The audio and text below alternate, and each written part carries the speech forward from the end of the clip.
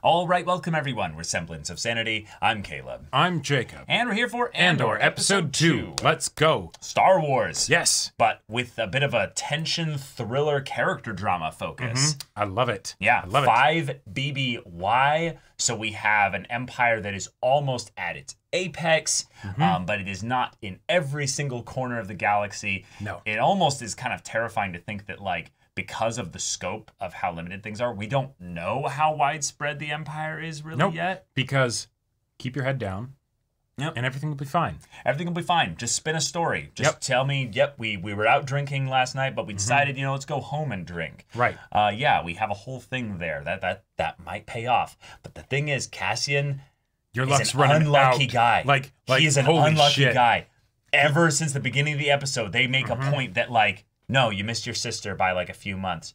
No, these guys really just wanted to pick a fight with you just because they didn't like your face that much. Yeah. Oh shit, you actually killed the guy from back headbutting him and him slipping in the water and falling and hitting the back of his head. Right. Oh shoot, there's actually a really uppity deputy inspector that noticed your ship specifically and could tell, they're not here on this, moon or planet or what have you. They actually went to Ferrix. Oh, God damn it. Okay. Right. Now this is all coming down. All the people that, worked with you or, in relationship with you, all that. It's all gonna be real they're bad. not, Yeah. things aren't going well. Why did it take us this long to get this kind of Star Wars? Well, it's fun because you do get this kind of Star Wars stuff in, like, video games. Sure. Like, you don't really get this kind of slower paced stuff.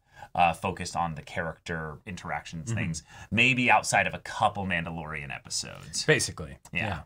And I'm not counting on us getting any more of those. Not necessarily, no. Yeah. But I'm really excited to see Cassian's story evolve in a way where he's forced to either abandon all of this or just... Or don't and drag everybody else into it too. Yeah, just turn this into a messy scrap of a... of a mess. Yeah. So, y'all, without further ado, let's get into this. Oh. Whoa. Oh my God. Holy shit.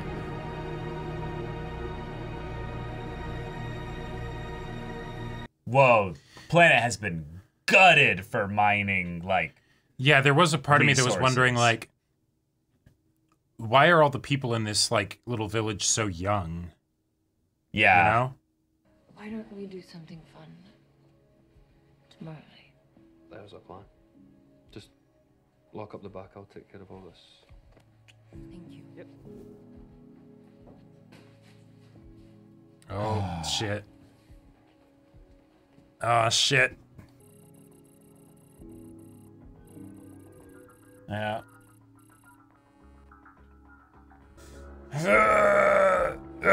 Dude. Oh, shit. Don't you say a word. I mean it. Wasn't a very good liar. Yep. Purple Primor Authority is seeking a Canary male resident of Ferrix for questioning. Citizens with any information should contact the Preox Morlana Security HQ without any delay. Who else knows About what? that you were born in Canary? You don't want to hear what happened? We'll get to that. But who knows? Who have we told? I don't know, We have always said Fest. Every doc I've ever submitted has always said you were born on Fest. And it's all your women I'm worried about. Oh, come on, please. Femi, Carla, Stop, Sondri. stop! There's something they don't even know. Bubba Vix. Mix has nothing to do with But this. then who told these primo bastards about Canary? Comms failed, your comms. Where is she? How did that come up? Oh, just forget that. What She's do they still want in the from yard. me? What do Oh, they shit. B, where is she? Cook a comms access trouble, cook a calculating reroute. Cassian. What have you done? You can tell Mom. Stop. What did you do? Two guys jumped me. It went too far. How far is too far? They were shaking me down. I wasn't looking for a fight. Listen, forget what I said this morning. I'll tell you the piece. I just need enough to get out of here. He's coming. The buyer's coming. Okay. Okay. Cool. Okay. We have That's a timetable. Yeah. Yeah. I won't forget this. But Yeah, uh-huh. But guess who's watching and guess who's gonna tell the authorities? Fuck, man. Holy shit.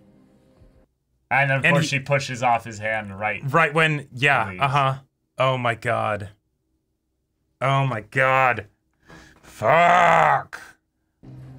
Yep, and he's drinking, so he's like, because he knows it's a bad idea, you know? Yeah. But he's gonna do it. Holy shit. I think it's more just he's drinking because he's sad. Like, Well, sure, he feels that like too. He feels Yeah, like she's cheating yes, on him. all kinds of things, yeah.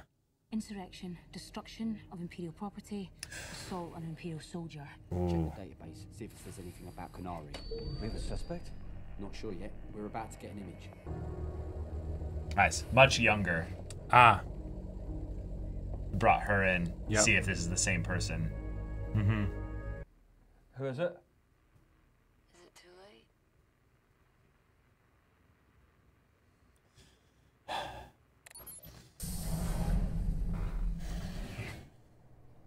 Your light was on. God, the irony of the line, is it too late? Yeah. Yeah. I meant yes. It's not too late. I couldn't sleep. Fuck, man.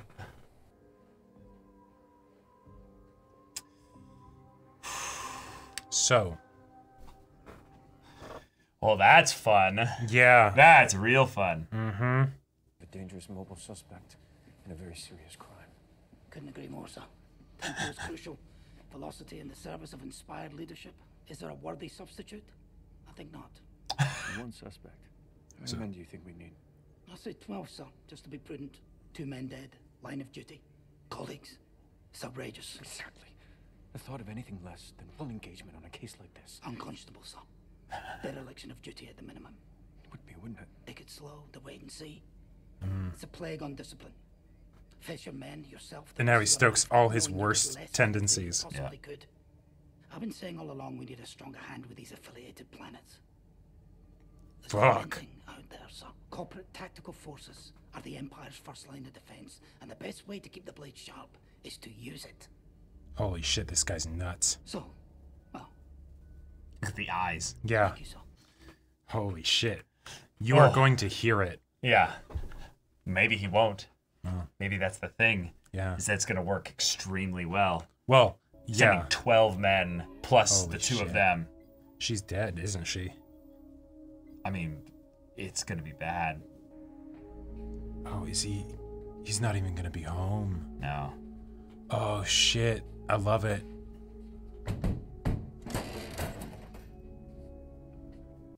Yeah, because he's getting ready to go. He's getting all Well, the he has stuff to get the stuff ready for the buyer, yeah. Right. Oh, fun. I like how they're making the Yeah, yeah. Oh.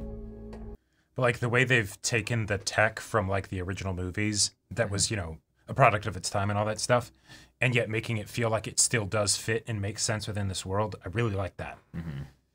Optimized landing. Landing scanned and locked. How long a walk this time? The shuttle will be 2.3 clicks away. There's nothing closer. Nothing safe. Oh. I recognize that voice. Yeah, me too. So this is how it happens? No, this is somebody new. Oh! Hey! Skarsgård! He was in Dune. Okay. He's in a lot of stuff. Yeah, but, yeah. like, that's cool. So is this the contact then? Yeah, the buyer. Yeah, okay. Yeah. Yeah. He's already left. Oh, no, he's just... Okay. Hey, Is this where he tells her? No. what are you doing? I don't think he's gonna ever tell her. Couldn't sleep. Tell me you have calf. Just about to put it on. Because she'll find out naturally, right? Right, right. Can you And- open up the yard for me this morning? Sure. You okay? Yeah. Just tired. Yep, nice. Same lie she used, yep. You have to go away. And? You have credits for Marva. You need to tell me where you're hiding them. Because we don't want someone else to find Marva's credits, do we? I agree. You should That stay. shrug. Yeah. I can bring them myself, I will. Going is a bad idea. You need to get back. She's gonna wonder where you are. Come on. Go. That caring friend that's right, but also doesn't fully understand. And yeah. You're not trusting people, so there's only so much they can do. It's amazing how much mileage you can get out of a droid voice in Star Wars. God, and she's going to be home all alone, and then a dozen armed guys burst through the door. Enthusiastic armed guys. Yeah. Toy Bantha. Yeah. Oh, Canary. Yeah. Yeah. Yeah. Fun. Okay. Oh shit. Yeah. Oh shit. Yeah. I love the idea that like maybe, you know, they've encountered ships and stuff like that before, but like the mines or what have you have been abandoned for a long time because they got everything they needed. Oh, there's that, right, and there's that symbol. Right, you know, right, exactly. Yeah. Nice midway between the Old Republic symbol and Imperial symbol. Damn. They die from the gas, maybe. Oh shit.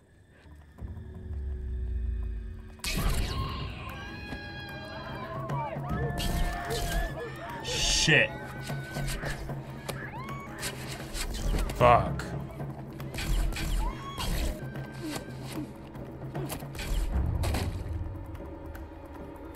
Fuck. Just like that.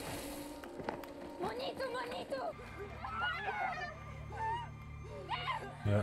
Yeah. Just like just that. like that. Yeah.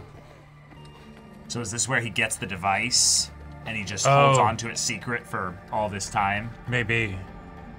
Yeah. Yeah, he's gonna go inside and see what's in there. Yeah. Because they were probably coming here for salvage in the first place, right? And then it's their ship was, you know, busted and everything, so they could have just exited here randomly, like.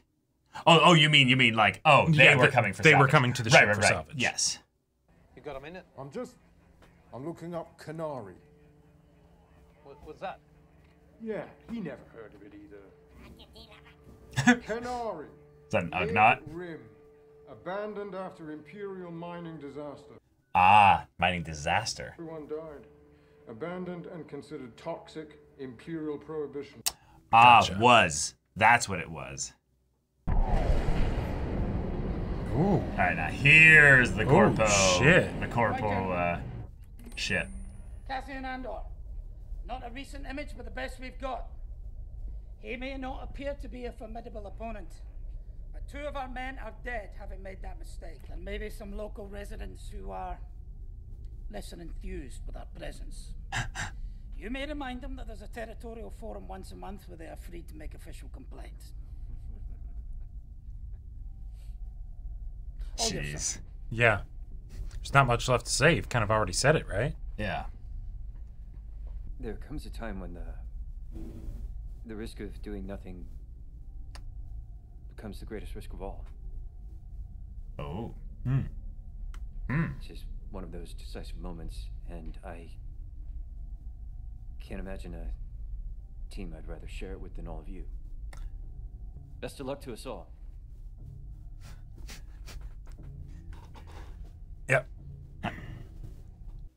Because you don't know what you're doing, right? Conspiring. I love it. I almost feel like I saw in the little squad like some random like well-known actors, like just kind of I wouldn't be there. surprised. I need to look at the faces again because some of them I was like, wait a minute, are you? Who knows who you're talking to these days? Me, I'm in propulsion. We do add-ons and boosters.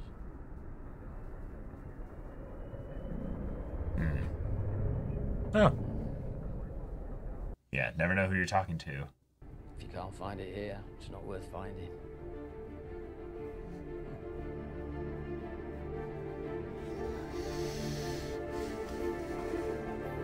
I love the idea that this old timer is just talks a little too fast, but Skarsgård might have actually said some things if he would just like yeah. I'm a local. Oh, I like this music.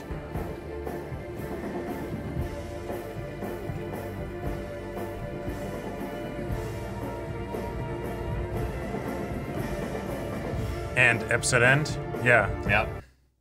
Shit. All right. This is practice. You know what? I feel like this was supposed to be a movie. Now that I think about it, the way this is paced, really, it has all the makings actually of a movie, and they just didn't cut. Because the amount of like footage you would have would be about like maybe 2 movies worth. So you cut it out, you cut things down to keep the pace faster. But this just feels like it's great. Like, you could forget that this is Star Wars. Well, I'm not even talking about it from the standpoint of the setting. I'm talking about the pacing of this. We are still in the first part of the first act. Right. Yes. Like a lot of television would not last if it was this slow. Yeah, it either would not take this long to do it because it doesn't trust its own narrative, or it would not be able to keep people engaged when it tries to do this. Right. In some ways, because this is Star Wars, you're going to have a lot more people actually engaged. But now I'm almost like sad because I can see why this wasn't popular enough. Right. Because it also, like, even among Star Wars fans, it didn't exactly have something to like really grip people and be like, no, you need to see this. It's going to be good. Yeah. Yeah. But like, and then it also I can see is patient with getting there. Right, I can see where things are going though, and yet like, I am so excited that we have a amazing actor like Skarsgård coming in here because he's the. I don't know if you saw any of the Dune movies, but he's the he's the big bad. The big bad, yeah. Like he is. Yeah. He's good. Like, all right. Oh boy. Really, really strong continuation. We have ourselves the pot about to boil over. Oh yeah. We are basically probably like I'm guessing the next episode will be like the final of the first act, if you will, because but it doesn't have to be. It doesn't have to be because they're doing their own thing. They're dancing to their own music. Right. I love it. But you know what this was reminding me of? What? It was reminding me of Arcane, with how like you have the 2 episodes to like set up the tone of everything, and like the disaster is on the horizon, because of some accident that happens at the beginning. Yeah. And then it's the all right, now you have characters, you understand them enough to care for them, right? Like and you don't know you don't know what's gonna happen, right? But it's gonna be bad, while at the same time setting up the rest of the story. Yeah, and I love it. I feel like that's a cool comparison, especially for the setup. But I feel like the part that I really like that you can even hone in even more is that I don't actually feel as attached to the characters in this, because what I think they're basically setting up is that in 3 episodes, basically, or approximately 3 episodes. Most of these characters we won't see ever again. Sure. Not because they're going to die, but just because things are going to go to shit. Yeah, and we'll either get a time skip, we'll get like a location change, we'll get like any number of things. Conflict plot change. Or maybe they're just like, don't ever fucking show your face here again, right? Like or whatever. Yeah, the bridges are fully burned, and then it's okay. Now you're in a scary new world, right? Yeah, yeah. I love the way in which we have all these critical decisions being made without their reasonings being explicitly stated in a boring way to the audience. Yeah, we are being trusted that we understand the very clear, precise narrative that has been set up to this point, so that as things start to happen, we know what's happening, we know why it's happening, and the show is still making the decision, which I very much respect, to not show the consequences of that decision because it's saving it. It's stacking the deck. It's saying, hey, we got a lot of things that we're going to have happen. When we throw these dice, it's going to be nuts. But we still have more dice to add to this, right? So it's like... So we're buying your anticipation, your confidence, if you will, exactly. With time. Yep. Yeah. And it's risky. It's risky. I just have to say, I think I already can see within these first 2 episodes why this show wasn't that popular. Yep. I think a lot of people just went by about this point. Yeah. And that's sad because I can already see just with the fact that they were able to bring Stellan Skarsgård into this. I'm really excited. And also just a fun little thing here. The idea that we're already seeing the corporate entity that is the main force in the like power side of things right now directly say we're actually already owned Imperial. Like they didn't go too in depth into it, but the presence of that one guy coming in, the sergeant, who's very like militaristic and intense, and his eyes are a bit too wide open, and he's just a bit too excited about bringing up violence and stuff. Yeah. We have it basically confirmed that they're already Imperial, like, puppeted. They're contract workers for the Empire. Well, the corporation is right. So we're bringing in the scale of things to our planet scaling. Interplanetary scaling infrastructure, corporate enterprise that has affiliated systems that they casually just dropped. Yep, needs to have more, intense of a hand when things get a little bit, what did he say, festering or no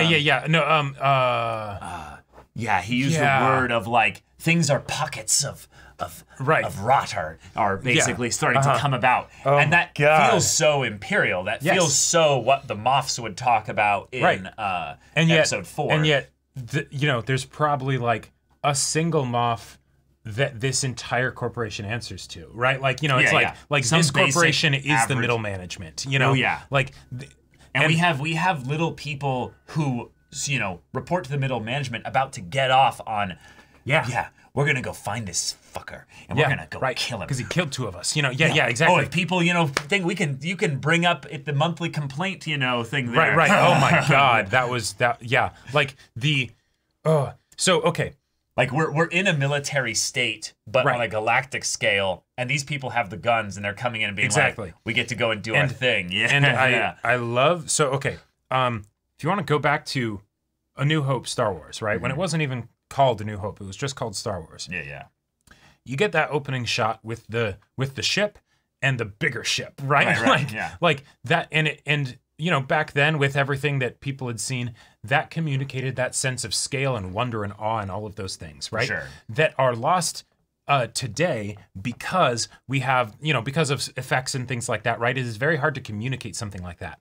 But what we have here is, yes, if you are going to have a universe where you can have something called a Star Destroyer as the main ship in a fleet, right? Like, the ship that comprises a fleet, you will have things like this, right? You have the little people that then are getting manipulated by the also little people that are then just pawns in the corporation that's a pawn of the Empire, right? Like, such a way to demonstrate the scale of this, and make people like Cassian feel so powerless, which is part of the point of this whole show. And they don't just do it for Cassian, they also do it for our prospective antagonist. And I love that. That is so fun. Like, when I said in the previous episode's discussion, I can't wait for this guy to run into Imperials, we got that, and he didn't even meet any Imperials. He just met the other people at his workplace, right? Like holy shit. Because yes, he was in that much of a bubble, and yet because this guy is like, oh, I can see the weakness here. Yeah, this guy's insecure. This guy believes certain things. I can feed into that. That'll help me, in my little pocket of this universe, right?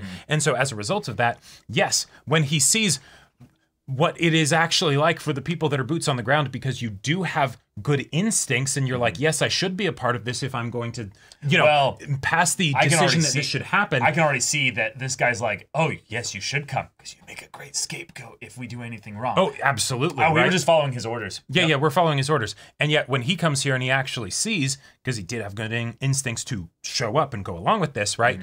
Then he's like, I'm actually not sure about this. Well, I think that's also his interpersonal issues as well. He doesn't have the capacity to speak. He can't give the rousing speech. And there was a part of me that almost saw it as he's trying to course correct these people, right? In the same way that he was like course correcting people in the environment where he was a lot more comfortable of, you have the job that you need to do it this way. Why aren't you doing it this way? And yet these people are playing a different game than he is. He is playing a game of office management, right? They're playing a game of sticks, right? Like they have the big sticks and they go in and they make sure the thing happens, right? Right. And they like the fact that they have those big sticks. The fact that he can come in and be like, well, yes, they're answering to me and all that stuff, and yeah. Justice. Right. Because that's what we're doing this for, right? Yeah. And then the guy behind him starts to clap, and they all sort of clap too. Yeah, sure, yeah, whatever. sure. Yeah, green dickhead, one. you know, right? Yeah. Like, yeah. This will be fun. But that's just that side of the conflict. I loved the scene with his mom though, because it's not his mom, but it's like, you know, effectively, you know, his mom probably for the purpose of like, you know, she either adopted him or she's just been taking care of him. I doubt that that's actually his mother. No, I get the absolutely vibe. not. I get the vibe that the Canary exposition that we got of it being a mining planet that was, you know, had an accident that led to, you know, Imperials basically saying it's a no-go zone. Right. Yeah, sure. I love the idea that it's maybe it is toxic for some people, but maybe these kids here are, you know, just dying by a certain age because, you know, the air quality is that bad or something. I mean, okay, let's... I'm going to posit something that is directly contrary to things that were stated, but I think there's enough shown, and we know enough about the Empire to know that this is the case. This is a part in the Empire where the Senate's still around, so they can't do the Empire things overtly. Right. So, where are the adults? Well, they died in the mines. Yeah. Right? And these are the kids that were left behind or whatever, right? And so, the way that they deal with the fact that everybody's dead and we don't go there because we don't want anybody to see what actually happened. Oh, there was a horrible, you know, thing or gas whatever. accident. Yeah, exactly. And Planet's atmosphere is completely toxic. It's so toxic, you know, you can't live there, right? Don't go there, right? It's the same kind of swept under the rug as you know, those two ran into a calamity. Right. And we'll make it look like just an unfortunate accident. Yep. Seems like the galaxy is full of those kinds of accidents. Right. Full of people turning a blind eye and doing nothing. Yes. Because the things that that's the great crime. That is the great crime, Deputy Inspector. You're right. Yep. But holy shit, like you're in the wrong line of work. Yeah, like he, oh man, he would be so helpful to the Rebel Alliance if he was actually with them. I mean, that's I think the point is that we start off characters in these disparate situations where they have no connection to each other. Yep. And then over the course of time, all of them find their little bit of rebellion in them. Yeah. That's basically what it feels like. And I love a story that can maybe push that narrative of things. And, you know, some of them are going to take longer than others to find it, you know? Right. And by then it might be too late. Or you might find that, oh, actually, no, it went great. And now you have a new little place that you can, you know, have your own safety and way to navigate this crazy world. Right, your bubble. You know, yeah, your little bubble. Yeah. But so bubbles are crashing next episode. That's fun because for the kids at Canary, their leader, effectively, she's dead. Right. I love that it was that casual. They just got unlucky. There's a situation where, we're really driving this point home of like, he was his first time being brought on a you know, little scavenging hunt. Oh, bad luck. Whoops. I actually really like that. Now that I think about it, they are really driving home the Cassian is bad luck kind of thing. I think that's probably one of my favorite things so far that separates him from he's supposed to be a Han Solo type. Oh, is that Han Solo's thing is he is insanely lucky. Like he's got the devil's own luck. Yeah. He is literally blessed with the devil's luck. Like okay, think about it this way. He had the luckiest person from the entire prequel trilogy tell him, in my experience, there's no such thing as luck. Yes. Like, that's how lucky he is. Like, and it's because, you know, it was Star Wars at the time. So now we've grown up. We are in a darker period of Star Wars where we're focusing not on how everything's go well, but how everything's go wrong. Right. So Cassian is the one with the unfortunately toxic levels of bad luck. And and we're just getting started. Like the idea that you have the Bix's boyfriend, who then is like, rightly so, suspicious and worried about her, right? That then also gets the like, wait a minute, can I fully trust her? Like, is she cheating on me? What's going on? You know? And so, yeah, of course. I'm gonna tip off that the guy that she might be fucking, you know, around with is actually, you know, a dangerous person. But if I tell her, I can lose her. I can't tell her that. So I'm gonna drop. It's a really shitty thing to do. But the thing is like, it's very believable. Yep, absolutely. It's very believable. And he's just gonna go back to his own little life and do nothing, right? You know, like, I mean, he already very much did something, but it's the, but now I can do nothing, right? Now I can be in this state where I don't tell her, she won't know, and everything will be fine. And from her perspective, she is doing the things like she is cheating on him effectively. Yeah, absolutely. She's doing the classic thing of the like, I can't do this tonight, but let's quickly do this tomorrow night because I need to appease you because I can tell that you're a bit antsy about things. I need to also, you know, probably sexually prove it to you a little bit as well that I'm like, no, I want you. Like, there's nothing going on there because there is, she does, something. Right? Like, you know, she is not with Cassian. No. She is with this guy. She likes this guy. But she can tell how it looks.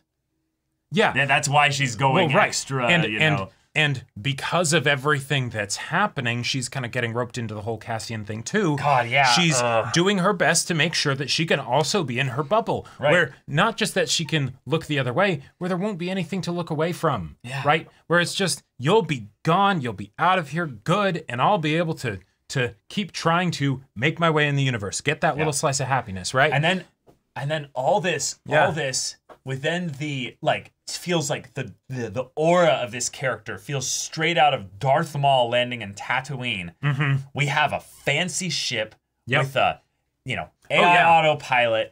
You know, we have had basically the point that we're an old grungy Star Wars again. Oh yeah, but then this guy comes out of the prequel trilogy, right? Like some kind of scepter that looks like one of those FX lightsabers with the blade that would then light up. Like basically everything about him just screams aura of main character energy. Yeah, you know? like the plot has arrived. The plot has arrived. Yeah, and he's not what I would expect. Right, like, he feels like he's dressed too nicely, but also dressed not nicely enough. Right. He feels like he's powerful, but he also is just an old man. Yeah. So, like what is he? Because I don't think he's any kind of Force user or anything. No. I think the show is not going to have any Force users. Nope. Please, if there are any Force users, they're going to be Force user kid slaves on some planet somewhere. Right. That's exactly. I'm calling it right now. That's the only But like with his intro, I thought originally that this was actually going to be, and bear with me on this, that it was going to be part of a thing in the past where he was going to investigate the crashed ship, and then he finds these people here and then does something to get rid of them or whatever. Yeah. No, he's actually the ally, the friend, the contact. The contact, right? And yet such vibes were given to this dude with his introduction. It's amazing what you can do with a shot of someone walking away from the camera with a billowing cape. Yeah, and they look over a landscape by themselves, and they're just like, they just look like they're like, I'm where I need to be. I'm gonna make another reference to A New Hope. People originally hated the idea and thought it was stupid that Darth Vader would wear a cape. That's dumb. What is this? A weird opera or something? Like, is he supposed to be a vampire like Dracula? Yeah, exactly, right? Like, that's stupid. But the thing is that if you can sell it, if you can make it so that the audience believes and the character believes and everything, that yes, goddammit, they have a cape. Well, I think also we have now had, 50 years of Star Wars.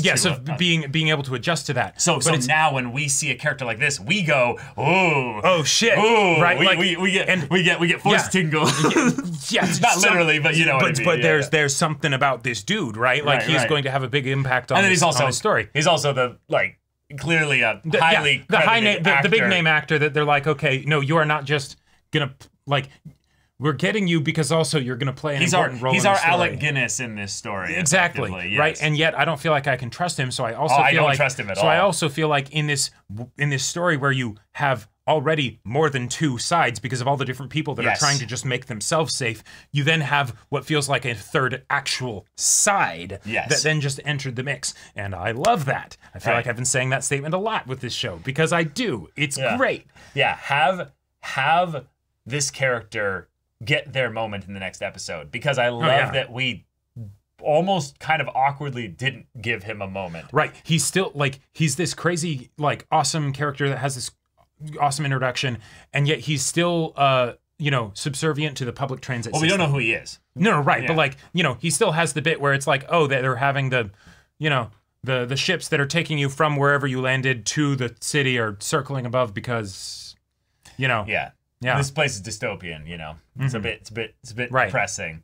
But yeah, that's also another fun thing is old people in Star Wars are actually fairly not as common as you'd think, actually, if you look back at the movies and the plot as a whole.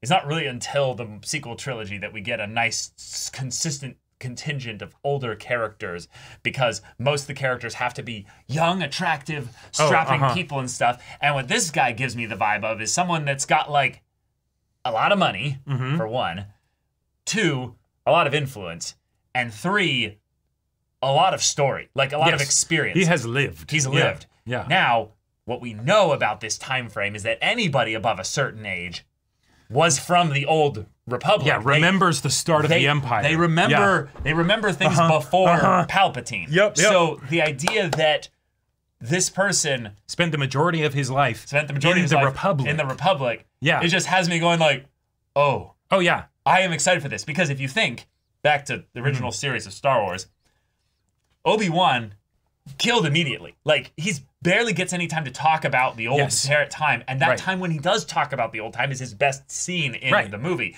But Yoda doesn't give you shit. He's just there. All right, yes, I want to talk about Jedi. Yes, right.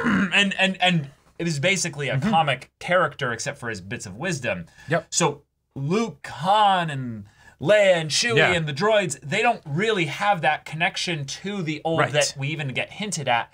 But now that we've got the perspective of all these movies and stories been out there for years and years, the idea of an older character coming in stirs such excitement in me, because they can then just have all that. And they don't have to tell us, and we just know they have it. And also, since you brought up the whole sequel trilogy, most importantly, they're not a nostalgia bait, right? Like it's not the thing of the you know this person, right? You'll like that. You'll like what happens when they're on screen, regardless of what it is. This is nobody. Right? No, this is new person. Whom's to the fuck? This isn't Bail Organa or some shit like that. Right. You know, this isn't some random side character in the prequels where you're like, hey, this person was in that one scene, right? Or you know that one thing. It stokes the mystery box in the same way that, oh, what's going to happen in the next episode when all the shit hits the fan, right? Also, who is this person? What does this mean for the future of the story? This is all just because we're diehard Star Wars fans. Sure. The average person watching the show is like, oh, cool actor that we have for clearly the buyer.